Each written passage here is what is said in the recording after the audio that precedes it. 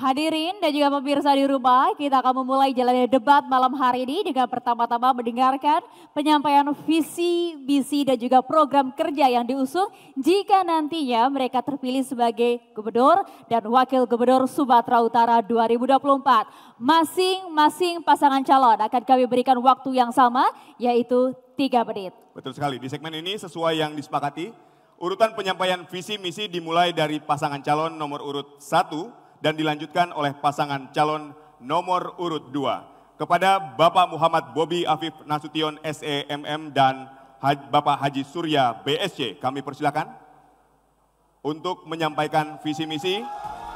Waktu Anda 3 menit dimulai saat Anda berbicara. Harap tenang. Bismillahirrahmanirrahim. Assalamualaikum warahmatullahi wabarakatuh. Selamat malam dan salam sejahtera bagi kita sekalian.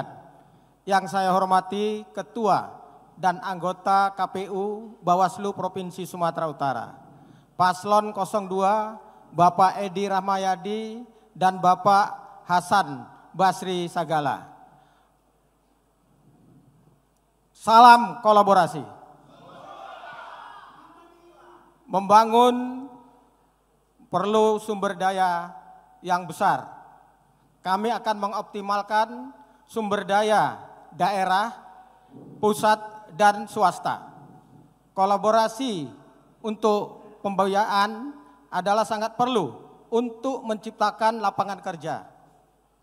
Kemudian kami ingin bahwa pembangunan bukan sampai kepada batas di kota dan desa, tapi sampai ke daerah pelosok. Sumatera Utara punya potensi unggulan, yaitu tanaman pangan, hortikultural, kemudian pariwisata dan industri. Daerah punya potensi yang terus untuk bisa kita tumbuh kembangkan. Pemerintah provinsi akan hadir untuk menjamin kepastian bahwa potensi unggulan daerah harus terus berkembang dan tumbuh. Tenaga kerja terampil dan berkualitas ini perlu untuk kita siapkan di daerah-daerah. Kemudian literasi digital menuju kemajuan. Perlu kami pastikan bahwa masyarakat dapat memanfaatkan ini secara baik.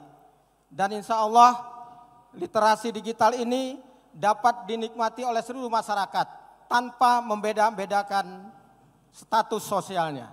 Kemudian internet gratis kami pastikan insya Allah mudah-mudahan untuk sekolah SMA, SMK, dan sekolah luar biasa, dan di tempat-tempat fasilitas umum dan alun-alun dan seterusnya.